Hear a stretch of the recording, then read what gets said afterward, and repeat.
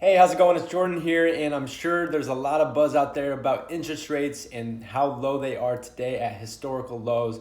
And you're probably wondering, how do I buy a home? It seems like a good time. So on today's video, we're gonna dive into my 4-step simplified process for you to buy a condo or a home in general here in Chicago. So what I wanted to do is I wanted to break out my 4-step process here on this whiteboard.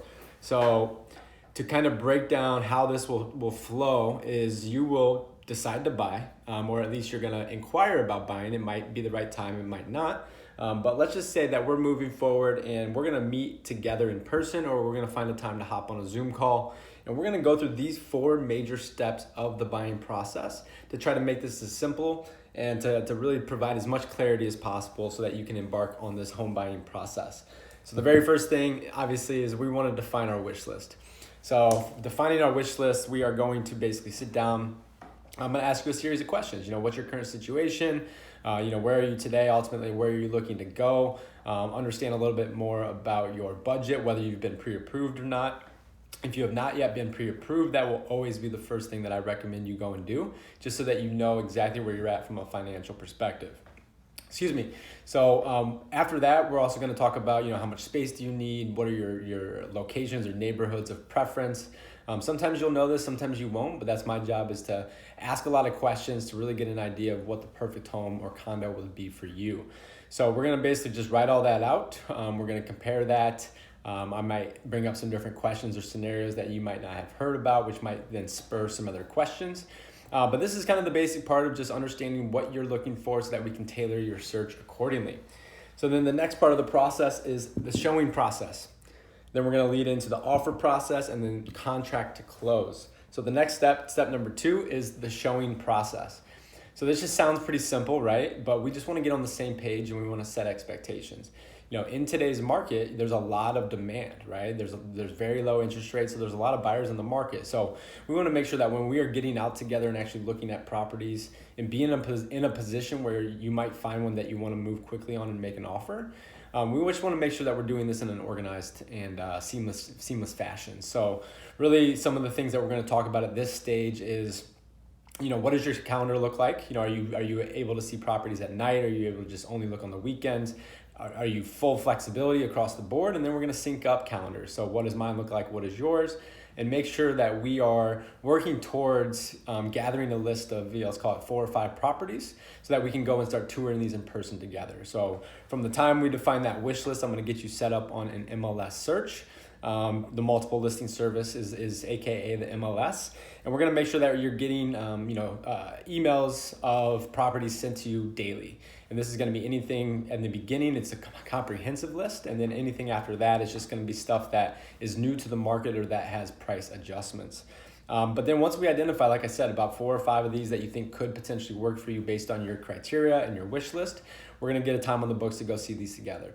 One quick tip is, if you're at the beginning of the process and maybe you're not even to the point of reaching out to an agent yet or a lender to kind of get the ball rolling in the right direction, it's a good thing to just go look at open houses. So you can go on my consumer app. If you want me to send that, just shoot me a message, or a platform like Redfin, and you can literally filter out when properties are having open houses for a day that might work for you. So maybe Saturday morning you have 2 or 3 hours, you want to go check out 3 or 4 properties. You can find that information online, and I can always direct you and guide you on how to get that information.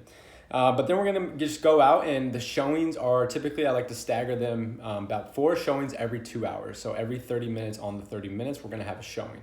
We're going to start asking questions at every single one of these showings about age of the building, motivation of the seller, different capital improvements that just occurred or that might be needed, and then just ultimately trying to paint the best picture possible, so that we know all the information. And we can always go back and ask for follow-up questions. Are there rental restrictions? Or when's the last time the AC was replaced? Things like that. But for the most part, you're going to start hearing me talk about and ask these questions, and in no time you'll be a pro and you'll start asking them yourself. So then we're going to move from the showing process into the offer process. So this is the exciting part, right? This is when you have now got to the point where you've identified that there's a property that you feel like you can't live without. So you're going to look at me after the showing. It happens the same way every time. You're going to say, Jordan, what do we need to do to get this condo? And every single property is going to be a different scenario, and it's going to require a different offer strategy.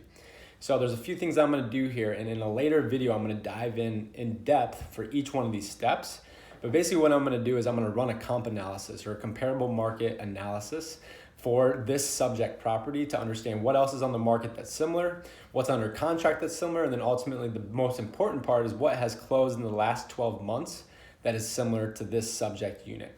We're gonna take all this information and combine that with all of the dialogue that we had with the listing agent about the motivation of the seller, the age of the appliances, mechanicals, things like that. And we're gonna derive a fair market value. So this is what I believe the market is bearing, and this is what the unit should trade at in today's market. Now, the fair market value doesn't necessarily mean that that is our offer value. So we're gonna decide, okay, if we think this property is worth $550,000, what do we need to offer to get us either under that number or as close to that number as possible? So we're gonna talk about those two different strategies, and there's a lot of different tools that I will inform you of at this time that I think will help, as well as building the rapport with the other agent on the other side to ensure that when you do submit your offer, it is looked at in the highest regard by that seller. So then once we get through that initial offer is gonna go out, and we're gonna have you sign a contract. It's gonna be you're gonna actually start signing some things and looking over some contract documents. And I'm gonna connect you with an attorney, and then we're gonna submit that offer. And typically from the time that physical offer is submitted, we're gonna go back and forth verbally in a negotiation until we arrive at an agreement. So now we've reached an agreement, and now you have the contract to close process, or the C2C process. So that's the fourth step, is the C2C, or the contract to close process. Oh, drop that whiteboard. But this is the part where most of you are gonna have the most questions. So this is where you're gonna have your home inspection. You're gonna have to put up a balance of money called earnest money. So this is where it starts to feel a little bit more real. You have a little bit more skin in the game. You're gonna have repair requests that we're gonna negotiate. We're gonna look at and have the opportunity to review and approve condo documents. You're gonna get your appraisal order to make sure that the value of the property is the value that the lender believes it's also worth. And then we're gonna make sure that you're reaching your mortgage contingency, and we're all working together at this point in time. You as the buyer, me as the agent, your lender, and then your attorney. That's gonna be our team that's gonna ensure that we get to the closing table on time and that we get there without a hitch. So there will be times where tensions get high. If tensions do get high, it's in this fourth part of the process. And it's right around the time of the inspection, and once we get that inspection report back, typically that's when things can hit the fan if they become a bigger issue. But that's where I'm here, is to make sure that I'm helping you mediate this and to set the right expectations so that we know what we're getting ourselves into before we ever get around to an inspection. So we're basically gonna play that all the way through until you get your approval on your loan. And again, you're gonna be in close contact and communication with your lender, so no worries there. And they'll make you feel very comfortable about this process. And then once we're basically to the finish line, we have one more thing to do, and that's the final walkthrough. So we're gonna go through the property one more time together. At this point, you've already coordinated moving, you already have your utilities set up to transfer, and you're pretty much the last step of the process, which we like to do this either the night before or the morning of the closing, just to ensure that the property is in the condition that we expect the property to be in. From the last time we saw it, and if there's any issues, we can go to the closing table and resolve those with the other side at that time. 9 times out of 10, there's no issues. We go to the closing table. Nowadays, we are not all attending, so you'll go to the closing yourself, and your attorney will actually FaceTime you or call you and walk you through the loan and the condo documents over the phone while you're at the closing, or the title company with the closing coordinator.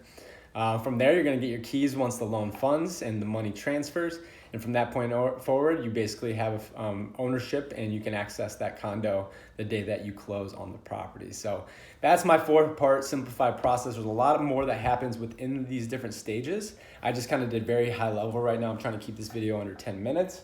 But I'm gonna dive in and do about a 5 to 8 minute video on each one of these processes. This is essentially my buyer consultation. If we were to meet in person, I wanna make sure that you guys have it for free so that you can go through this at your own leisure to give you the most information and the right information so that you're an educated home buyer once you decide to start in this process. So do me a favor, if you like this type of information, my goal is to be a resource, to be a source of education, to make sure that you as a consumer is prepared to take on this financial investment. So if you like this type of content, do me a favor and share it with somebody. But more importantly, smash the subscribe button, comment, share it, like it, and I'll see you on the next video. Thanks so much.